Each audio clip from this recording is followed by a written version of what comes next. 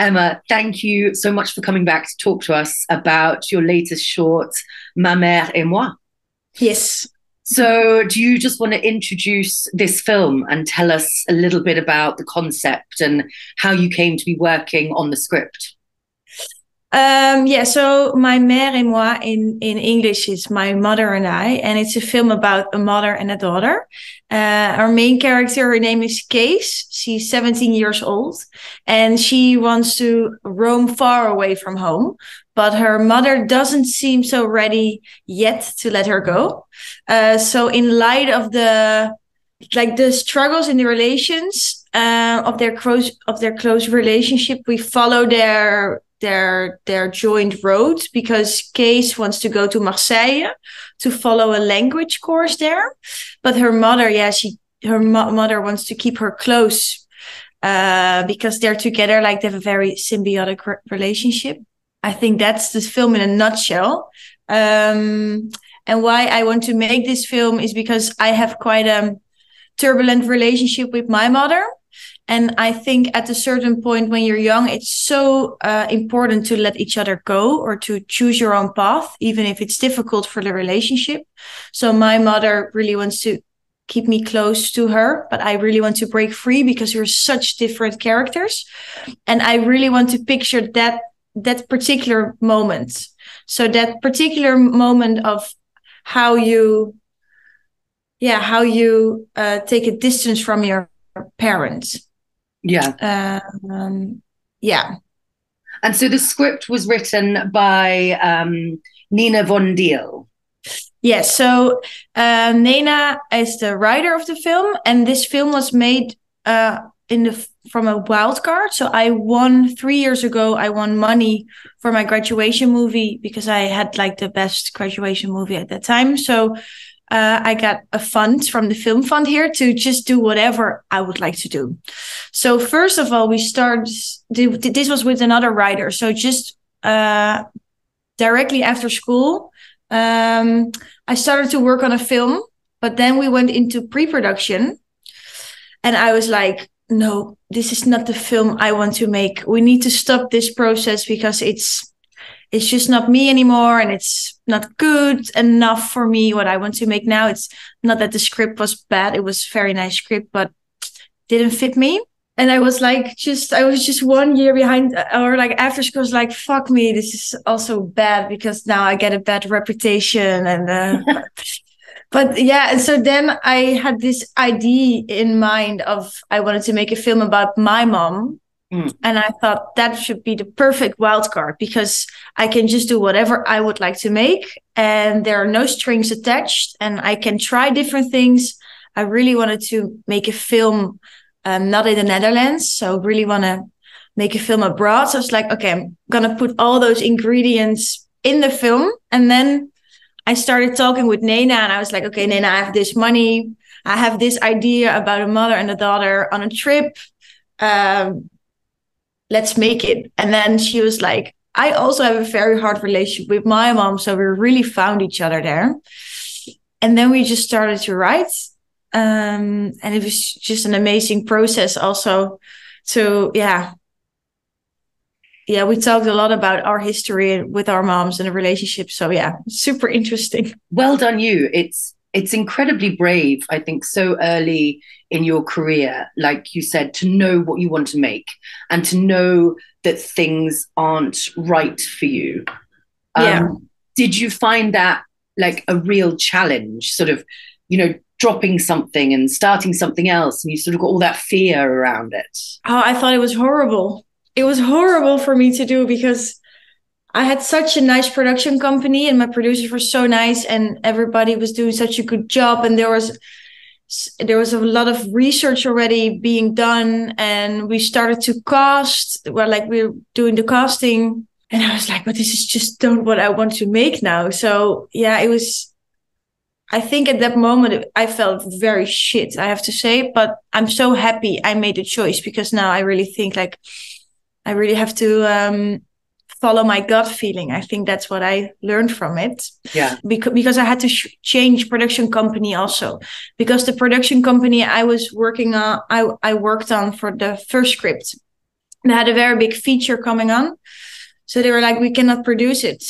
So I had to find another producer and had a lot of meetings with the film fund, because they were like, yeah, if this is going to be the way you would like to work, it's not really something we encourage. So yeah, it's Well, very well done bad. you. I think it's paid off, and I think you've got to carry on doing that. Yeah, I think the same now, and I'm so happy with the result, and I think it's really something I want to tell, and I want to make. Yeah. So I'm happy that that everything went well. So I think the premiere at the Berlinale is just like cherry on a cake, and that's just amazing. But yeah, it also could have gone a different direction. So I'm happy I'm happy that that it worked out like that. The risk paid off. Thank you. So when I spoke to you about Spotless, you spoke about your preference for using non-professional actors. Yeah. Was that the same for Ma Mère et moi? Yeah, so the main character, Case, she played in one film, but it was when she was very young. Mm-hmm. But when I saw her at the casting, I knew immediately that she had to play the part. Also, her casting was not that special. She was late like 40 minutes. She didn't rehearse. But then again, I started to rehearse with her the same way as I did at Spotless. So we became friends, and she cooked for me. She invited me over to her place, and we had a lot of we just spent a lot of time together. But I think now it was also different because I had also another actor, the mom, who played a very big role in the film as well. And for me, with this film, it was so important that I would like to create the two character both. So in Spotless, you only have one, of course. Mm-hmm. But with Ma Mère, I really wanted to show that I can also work on two different character buildings, because I think for a feature or for a series, it's interesting that you cannot only focus on one. So we rehearsed also a lot together. And of course, because of Hannah, she's a professional actress. Mm. So she really lifted up Celeste. So she lifted up the other character, of course. So I think with Spotless, I had to like get everything from Alicia, because she was the only main character. So I think the rehearsing process was also different. But now I had two actors, and Hannah could really lift up Celeste to make her a better actress, also on set, but also in the rehearsing. But for me, that was also kind of excited to work with such a good actress. That was, now, of course, Spotless, I worked with Astrid, like she was also playing the mom. Yeah. But I think Hannah is another level of acting. She's so, it extraordinary. Yeah. It's phenomenal. I mean, you spoke about your relationship with your mother, and I think I and so many have the same. It's so difficult. Yeah. And I think, especially for women, I think it's really hard because there's generational differences. There's just so much. And what I loved about this is it's the same as Spotless. You've got this fantastic female gaze. But what is so brilliant in Ma Mère is that relationship between mother and daughter. It feels so real. Like I was just watching it and I was like, God, I felt the same way. I probably felt those same expressions. You know, it's like it's when she's there with her friends and she's like, come and dance, and she's you're just thinking, no, mum, fuck off. I'm here with my friends. Yeah. But so that relationship between them, did that come quite naturally? Actually, no. So we spend a lot of time together, also with the three of us. I think they have, from the beginning, they had like a good banter. Like they really fit each other. And I think also look-wise, you could think they're a mother and a daughter. But we really did a lot of improvisation, also on set, but also in the rehearsing. So what I told them was like, we're going to do an improvisation. So I had the script, of course. And then from certain moments, I said to them, okay, we're going to rehearse, or we're going to improvise a scene, what happens before or what could happen after. And I think that really creates the way they were, like, how do you say, like they are competing themselves to each other. Yeah. Because we rehearsed everything, but not the scenes, but more the scenes before and the scenes after.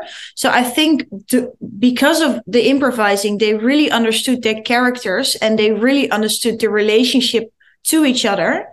And that was also so nice on the set, because there was like, okay, we're going to take you back to this moment.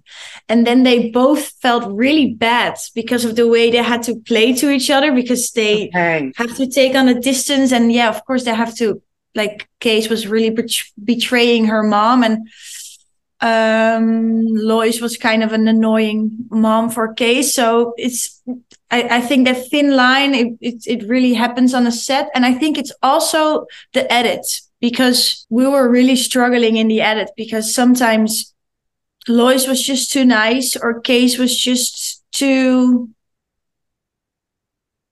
she was not like hard enough for mom. So we cut out a lot of scenes in the edit. I'm horrible in the edit, because the whole script goes away, and then I make new scenes, and it's horrible for the editor, but also nice adventure. But I think we really created that tension even more in the edits. Yeah. So the road trip, which is obviously such a huge part, you've got it's love and it's fun, like when they're in the flea market, but there's also that resentment, and when she puts the petrol in instead of diesel.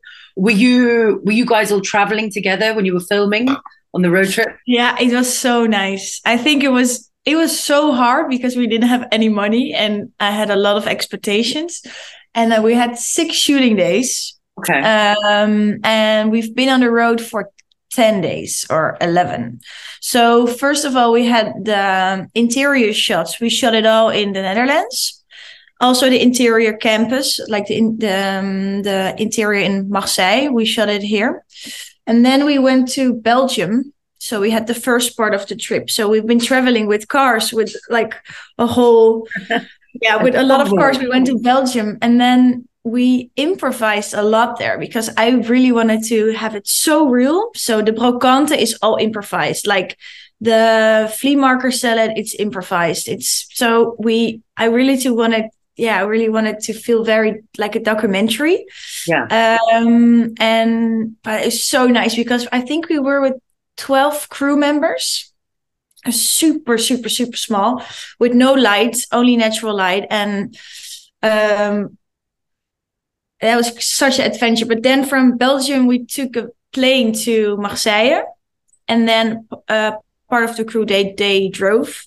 And then in and out of Marseille, we shot like all the driving shots, and that we really showed that they were really driving from the Netherlands to Marseille. But we had to split it up, because it was not safe and good to like drive all the way to Marseille, because it's like a 14-hour drive, and then we had to shoot in between. So that's gonna be a mess. So but it was so nice. It was so nice. It was like really hands-on, and everybody was doing everything, and everybody worked so hard, and it's just amazing. Yeah, I think that's it's a great approach, and I think it feeds back into the film. Like you can feel that comfort, but you can also feel, like you said, it's stressful, and you can sort of feel the stress of that drive, and then the things that come along with that. Yeah, we were really in a bubble, and I think that was so important also for their relationship. Like they were so close to each other, and then when we had to rip them apart, they also felt like, oh fuck, I'm now alone in this city, and it's also super scary. And I think that's what I really want to accomplish with Case. And I think, of course, because they're doing the journey together and they're driving up to a place, like in the end, the relationship was so strong also, because, and I think also with the whole crew, we created like this family, and like this very intense, sensitive bubble with a lot of stress but I think that stress is a good arguments and but that's I really do think that adds to it, because then you can almost feel that through the camera, which which is how it should be. Nobody's ever going to Yeah. have a road trip with their mother and for it to be all fine. Yeah. So I think the fact that you are, because, you know, you're a very natural kind of filmmaker. And, Hmm. you know, like you said earlier, you don't like to use lots of lights. You've got a very, what's called like the slice of life cinema approach. Hmm. And I think the fact that you're doing this also naturally, it really comes through to your filmmaking. And it Hmm. really, That's like nice to you hear. said, that gaze, no.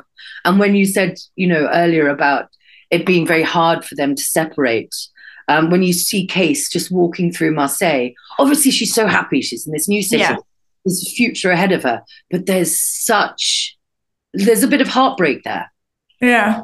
And that is all in her face. That is all in her emotions. Yeah. And that was something else I wanted to say to you. So you've got some beautiful close-up shots, you know, to the ladies' faces, especially I think it's a point where they're hugging. And Mm. those are just brilliant. How do you as a filmmaker, how do you know what to focus in on? It's a good question. The only thing I'm focusing on is it's the feeling that I got from the character. So for me, it's was so important to create a loving because I think there are a lot of films about your mom is being fucked up and the girl who wants to resist from the mom. But I think there's so much more nuance in the relationship. And for me, it was so important to show that they had a very loving and caring relationship together. But it cannot be too romantic. So I was really on that level, like, how can I create a very loving relationship that you could really relate to, maybe with your own mom. But on the other side, I also want to make it a hard, because we have to make a cut there. The relationship has to rip. We have to rip the relationship apart, because that's what Case wants, or that's what the characters need to build to. So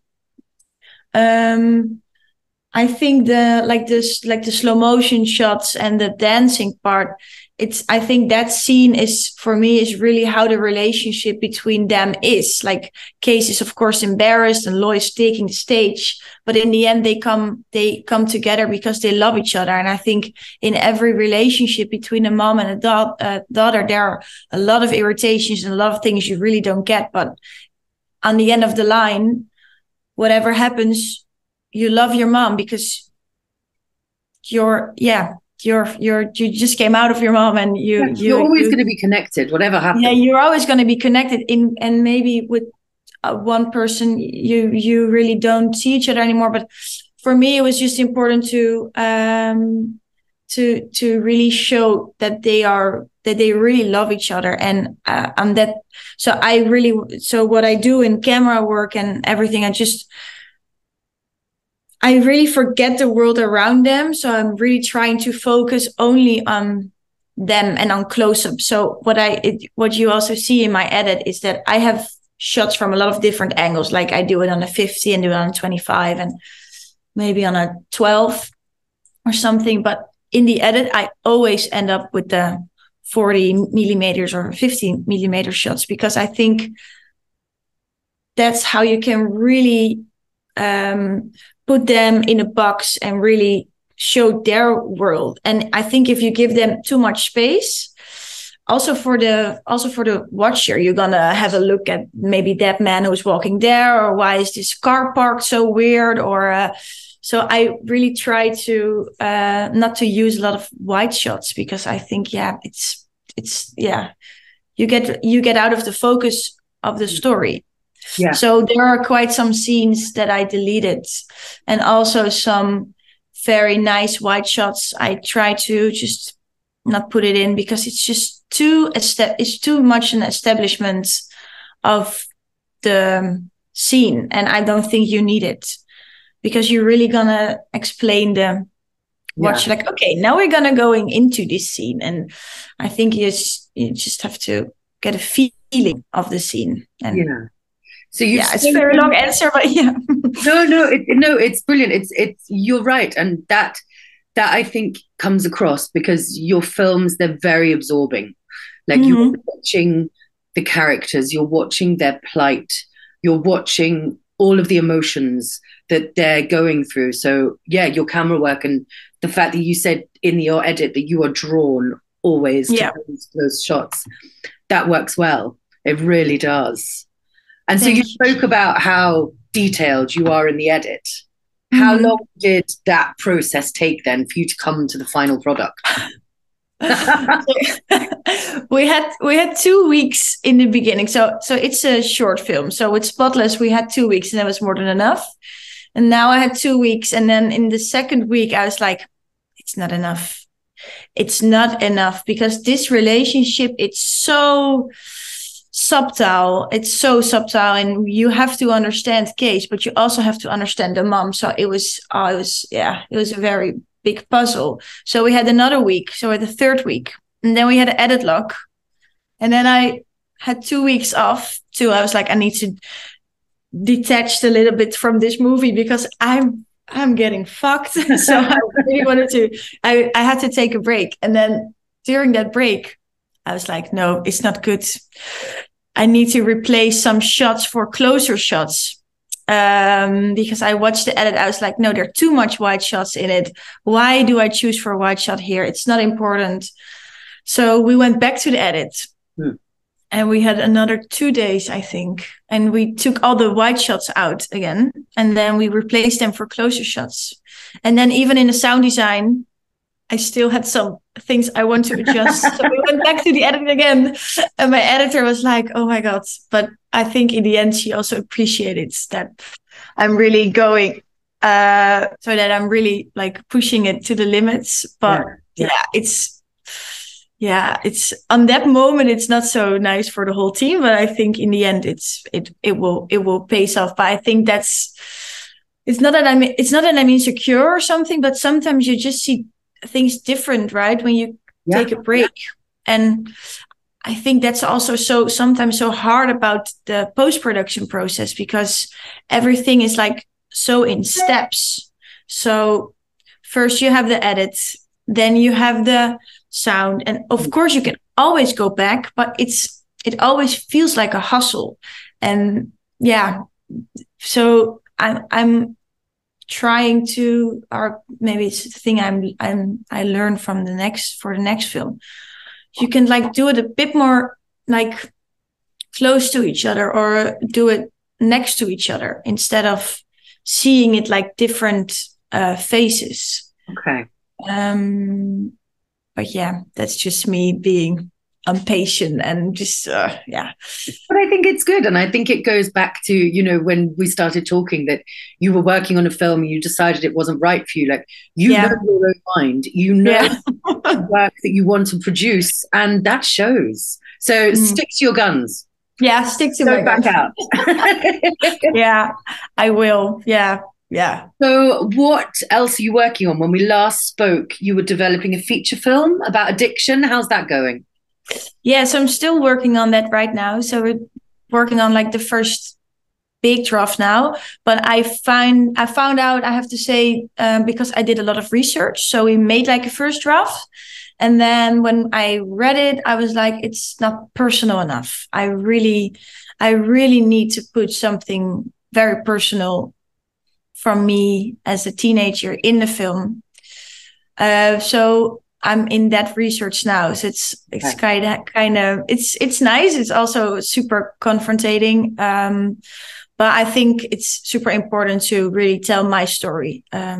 So yeah, we're figuring that out, and it's super. I have super nice news because I've been going to the UK to do commercials also. Okay. Yeah, so I've been signed with the Corner Shop. I don't know if you know the place. Yeah, no, I've heard of them. I'll look them up. It's super nice, and they're also making fiction, so it's really something you maybe have a look at. So they're doing commercials and fiction. Yeah. So I've been super excited about that. So I'm going to London next month to also explore the market there. So yeah, it's just super nice. So all good things.